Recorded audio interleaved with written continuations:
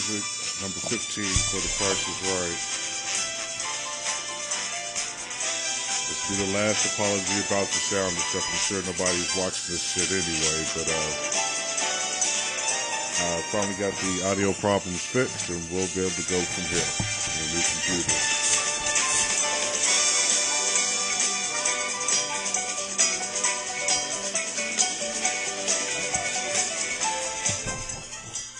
Alright, it was a pretty interesting Saturday, and I have to talk about it, me personally, for the third time. It's getting kind of old. But, last Saturday, had a couple of exciting games with Michigan going into Madison, Wisconsin, take on the Badgers. Hardaway's boy gets a bucket with a few seconds to go, only to have it won up by a lad from Wisconsin, a hoist a three-pointer a couple steps inside the half-court line, and I mean, drained it, nothing but net on it, to give Michigan, Wisconsin win over a top 5 opponent, Big Ten opponent, in Michigan. Had the 5 overtime thriller in South Bend when fellow out of nowhere, takes Notre Dame to overtime with 12 points in 47 seconds. Yeah, he ended up beating Louisville 104-101 in 5 overtimes. But that 12 points, first of all, the guy had made a shot all game in 39 minutes, and then he goes off for 12 in under 1 minute. And you think if everybody could get like that, it probably wouldn't be, because only one guy could get hot. You have to keep feeding him the ball. But, I mean, 40 game minutes, you could, even though it's a 35-second possession, and you usually don't use all of that, you should be able to get a bucket a minute. You could probably get one possession on offense and one on defense, You'll be able to get a bucket a minute. That's if you don't miss and take like 40 shots. So, that's like 80. You get the college game 80, the pro game 96, because it's a little bit longer. But back to this guy, he hits 3 3-pointers and gets a bucket and a foul for 12 points in 47 seconds. He would score 200 points at that clip. But so often teams either get down or up quick, and that allows the other team to at least get a chance to come in. And this time Notre Dame took advantage of that chance to get back in it, took it to overtime, took it to 5 overtimes, but he got the job done. So,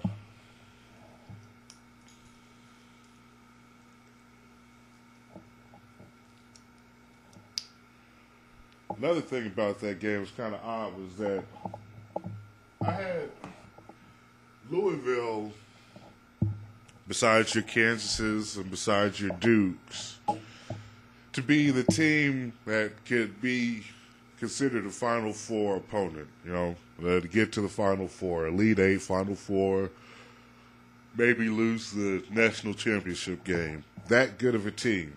One of the top 5 teams going. And they've had their losing streak, and Michigan has had their losses, Indiana's had their losses, Duke has had their losses, Kansas has had their losses.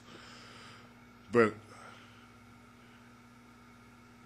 Louisville, I felt with what they left on the court last year, would be the one team, if they came back and everybody was thinking the right way, the one team that would be able to have the path of least resistance to some sort of, accolade, at least a national championship. Now they're going to come out of the Big East, like probably maybe the most westward team in the Big East, but they're going to come out of the Big East, going to get a 2, 3, 4 seed, if not a 1 seed, depending on how it goes, and be able to play their brand of basketball. And, that might be a bigger nod to Pitino than anything else, how he's got those guys. But, can you really fault them for being up some points with under a minute to go and then one guy going off? I said it in the last one that was muted for whatever reason, no microphone, that you had to go perfect inside that last minute. You had to hit a 3, foul. At best, 1-1 in the foul situation. Make one, miss one, 3, and repeat over and over and over until you get to some sort of clarity. In this case, the tie, which led to the win in 5 overtimes. But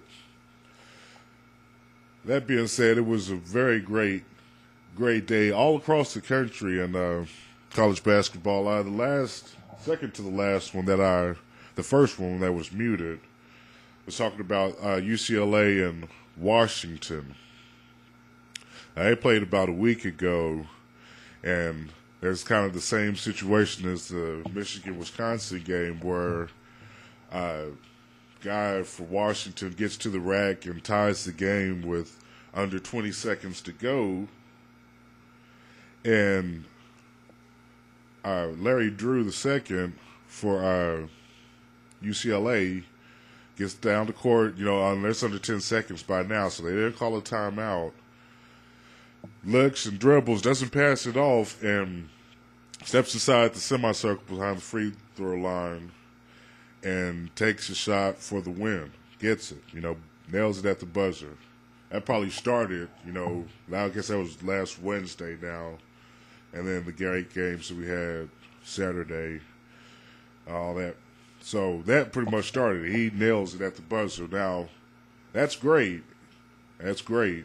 It can only mean good things, but the star on their team, the one that ESPN will show you first when they mention the team and even say his name, that they don't want to give these guys accolades or whatever, Shabazz Muhammad, who had 22 and 8 in the game, so he was balling, was clapping. He was behind. He's coming up the court. He ends up going off that way and takes a shot, and Muhammad is behind him clapping, just begging for the ball, almost demanding it. And when Drew, fires away for the shot, Muhammad goes around to right to the paint to look for the rebound. It wasn't one. All the teams pushed him out of bounds, and he just ends up walking by. I don't doubt ESPN wanted that shown. He just ends up walking by. He was as dejected as the Huskies, who had lost the game. Everybody else for UCLA was jumping around, and it made their way to Drew right on the sidelines in the big-ass dog pile. And Shabazz even walks past that. He just walks right past it. And out, to the locker room. And they grilled him about it after the game. He wants to, take the PC route. I was open, but whatever. Glad we won, but that was kind of shitty on his part to be like that. I mean, even to demand the ball. I mean, you can, if you're the guy on the team, you should take the last shot. But wouldn't it be so much more better if you were Muhammad to know that you got another guy? For whatever reason, they triple team your black ass, and you can't get this shot off in games to come. And you can give it to somebody else that has hit a game winner this season. How much more that would be worth than to just run a play that you run in the middle of the game, pass it to Shabazz's ass, and then just go stand off on the side, running the LeBron shit. You don't want to do that.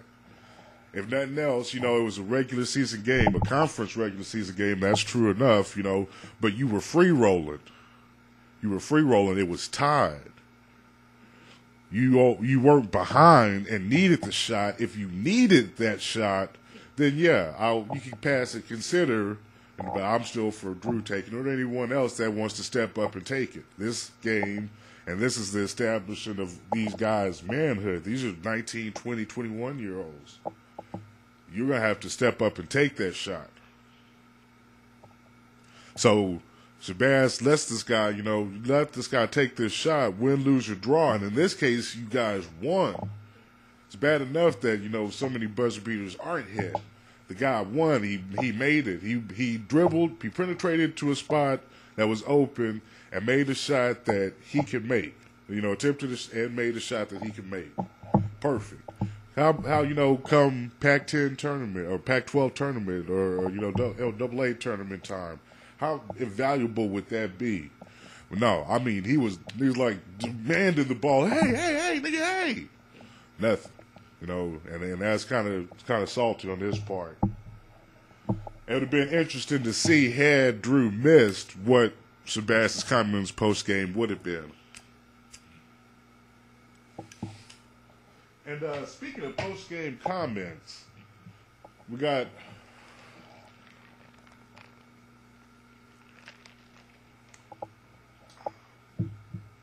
apple juice really helps the instrument. One of those top 5 teams, Kansas, is in trouble on their own, and it started about that last Wednesday, or if not the Saturday before, last Wednesday, when they lost to Oklahoma State in the fog, right? They lost at home to Oklahoma State, who's now ranked because of that. Oklahoma State's, in the 20s.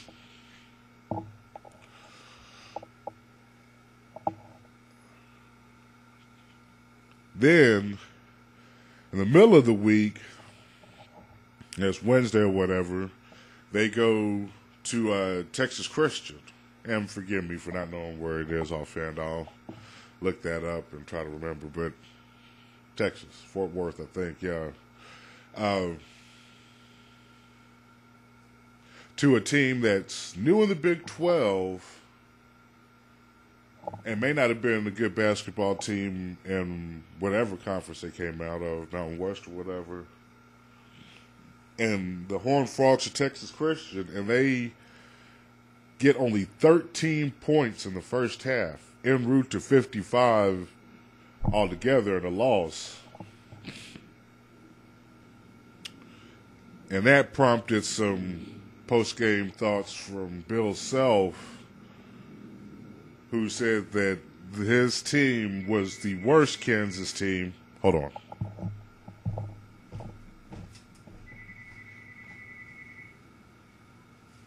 Hello? Oh, no, I was doing my show. I'm right in the middle of it. I didn't take long to the top 10 thing. I tried to fix it. I resubmitted it. So I guess I should check to see mine too? Yeah. All right. Well, I'll keep you posted. All right. A little bit of personal business for you. How about that?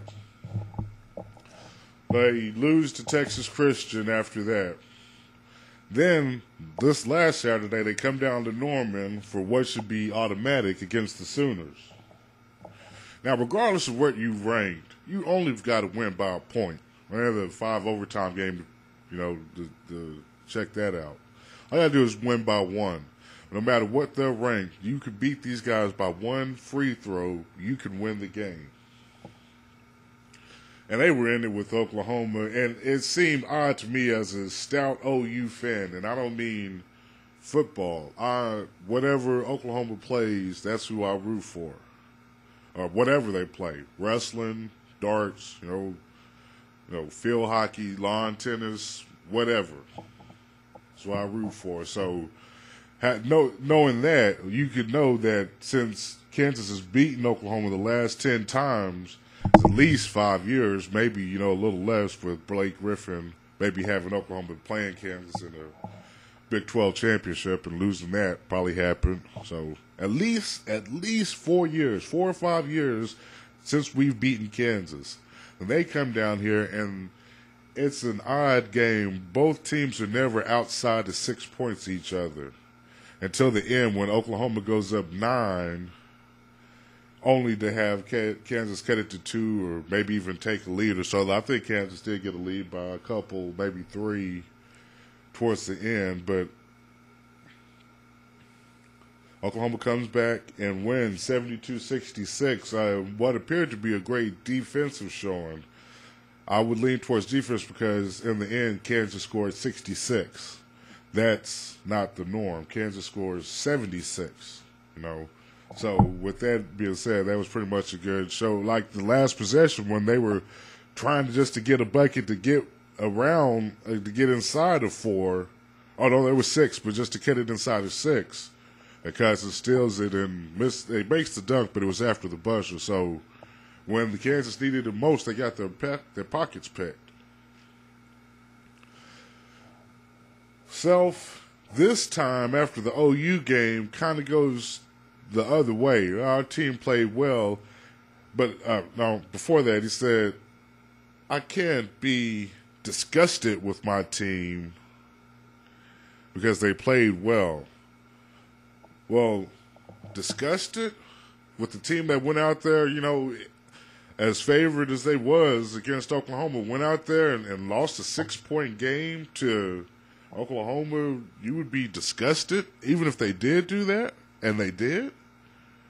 You'd be disgusted by that. I mean, you could have sure picked a better word. Upset. Shit, you know what I'm saying? I'd have been upset about that. But disgusted?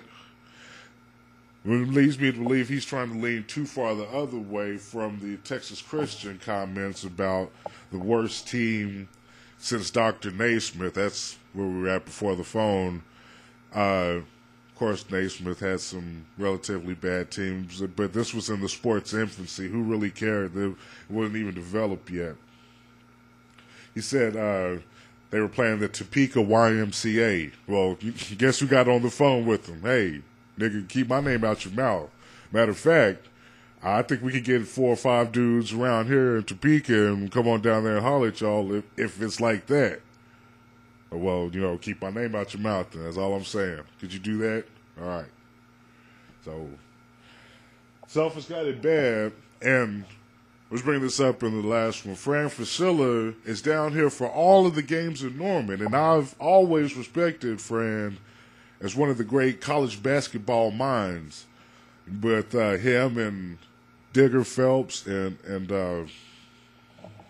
Senator Jerome, the one that made him famous.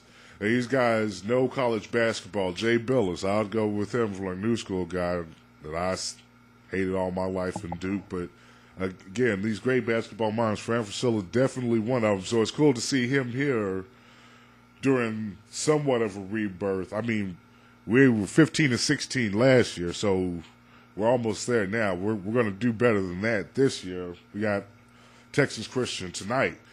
Interesting barometer, right? Interesting barometer. Kansas has just lost to Texas Christian. First year in the Big 12. First time playing Kansas for, really anything. First time, where it's worth something. Don't even know Kansas from a hole in the ground. Sure, they hear enough from television, CBS and ESPN bestowing their praises among the Fog and Bill Self and all those guys, but we don't even know these guys. The same goes for West Virginia. We don't know these guys.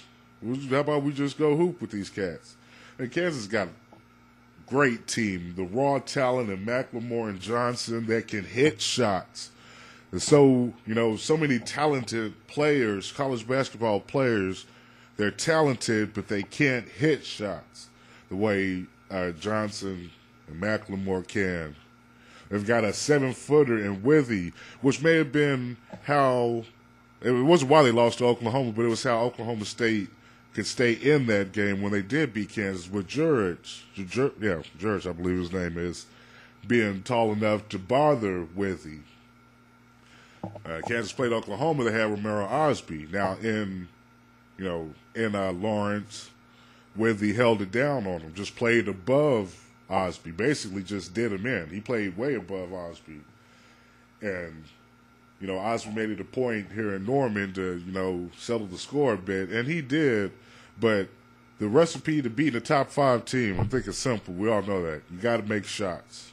If you got to beat these guys, you only got to beat them by 1, okay? You only got to beat these guys by 1, so you've got to make shots. They go on that 10-0 run, you got to be able to counter with an 11-2 run, with a run of your own.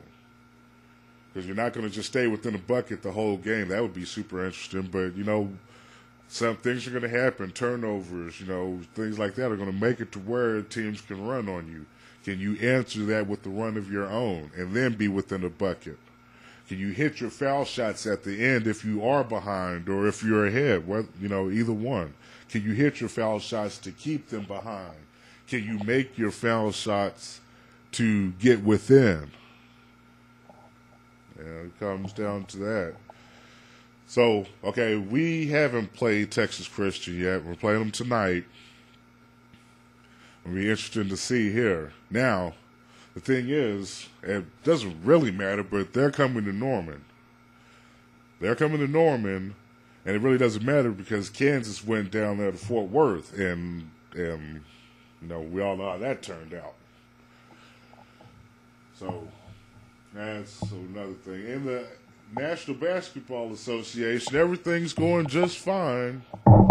Even the Lakers are back in it now. They went 7-3 in their last 10 games. That's what I was talking about in the lowly Lakers. You need to put some of them together, catch some of these other teams beating each other. Or at least just, losing one. The Thunder have lost one. San Antonio, they've all had a loss, and where you've gone 7-3, you've made up ground. Up to 10th. But what I said in that video is still seeming to ring true, and it's getting a bit more scarier by the moment because the problems the Lakers are having still aren't on the court so much as they are off the court. I had Dwight Howard's dad jumping into the second Dwight Kobe dust-up. This is the second one. The first one, remember, they had Mike D'Antoni sitting in between them while they're ready to fight each other. How weird was that? Y'all niggas really ready to fight? Is that what's going on in Los Angeles? Why the hell do you have the coach in it? Does the coach want to be in it? And if he does, how fucked up is that? The coach's job is to be able to make sure you guys can play the game of basketball. This other stuff off the court, behind the lines, outside of the lines, as they say, is not for him to be taken care of. Because these are grown men. However young, however uneducated, these are grown men. Dwight has been in the league about, 7, 8 years? I think like 26. Kobe is a grown man. He's been in as much as he's been out. 34, 17 apiece. So, you ought to be able to sell this shit on your own. And if I had to pick an argument, I'd go with Kobe. Not for so much the seniority or whatever, but for the fact that you can get better. You can get better. If it's that bad, you need to put yourself up so we don't have to keep thinking, well, can we have this guy come out here, and if he does, is he going to stick up the joint? Okay, you'll say you play, nigga, but when he did play, who he play? I forgot. Whoever it was, he had 9 points and 9 rebounds. Well, Dwight Howard's a career 2015 guy. We don't need 9 and 9. We get that from Powell. We get that from World Peace. Or we get that from somebody else. We get that from Meeks. We get that from Sacre. We don't need you for 9 and 9. We need you for 20 and 10, 20 and 20, 30 and 20. Those games. Now, just think, had they had those games, we wouldn't even be talking about the Lakers. Because it'd be another issue somewhere else down the line. We're not worried about the Thunder. Thunder's riding the course. They're doing just fine. We're not worried about the Spurs. And I talk about them. Then the East might be a little different thing, but the Heat's all right. It's just those other teams up under the Heat. And the Celtics are, hey, now that they know that Rondo's out for the year, they're going to play a whole different brand of basketball. Rondo's, chink, if any, was that shot making.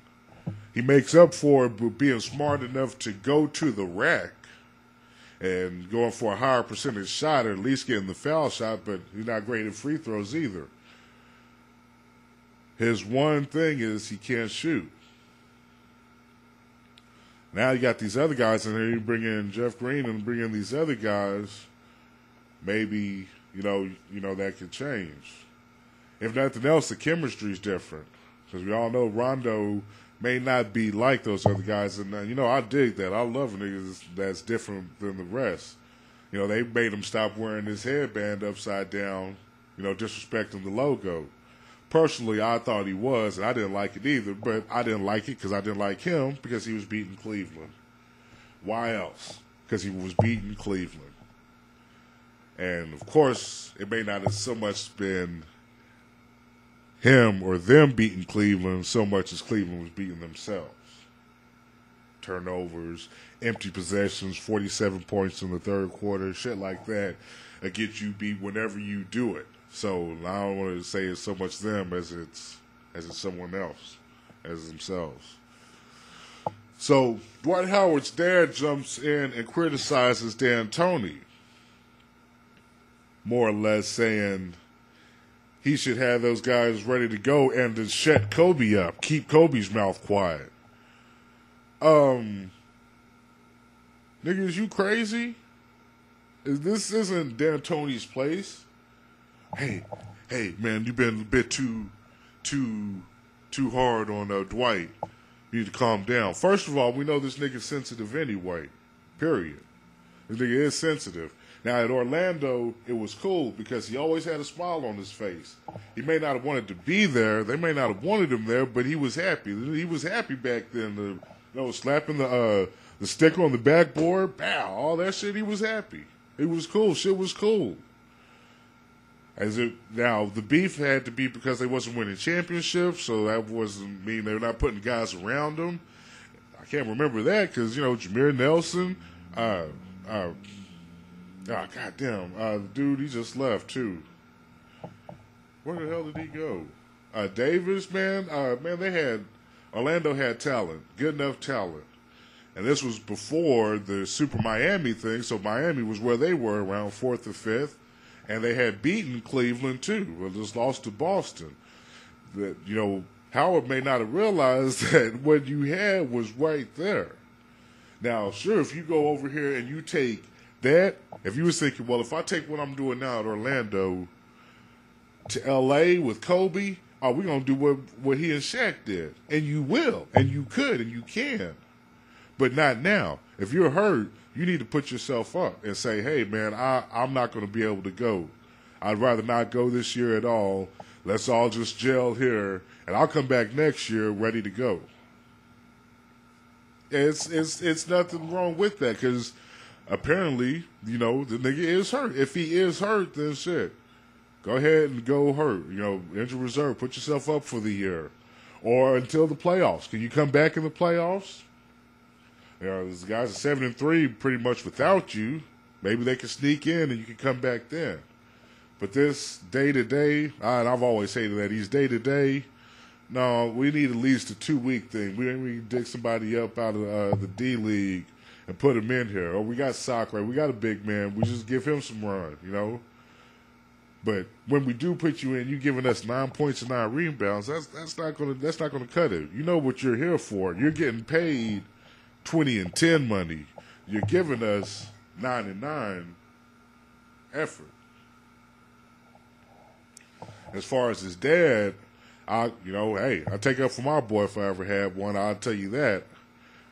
But in this case, this is one where you've got to let him do this because Dwight left Orlando on his own. Dwight wanted to come and do this, so he's going to have to mend with them now. You can't start dissing the program, especially if you're not even in the program. If you're a father, one of the niggas on the team, you definitely can't question the program unless and until some things have happened. This is the first season where, and one of the things that happened, you fired your coach 13 total games into the season, 5 regular season games in. So, it's all going weird here. Then everybody questioned the whole D'Antoni hiring in and of itself. It all remains to be seen. But some interesting things happening last week. Again, I apologize big time for the errors. I've actually taken those off of YouTube. And I'm standing right here kind of on the edge of things. Got a pretty decent camera. I guess you can see that that's the color. That's orange. This is red. And that's purple. The numbers are blue, green, and red. I think those are pretty cool. But so I got a pretty decent camera. I don't have to have it right up on me, so I can do that. But I got to have a microphone, so give a little, you take a little. Texas Christian versus Oklahoma tonight. I see a double-digit Oklahoma win. and maybe riding on the victory, I sure wouldn't mind it. So let's root for them. Y'all stay cool.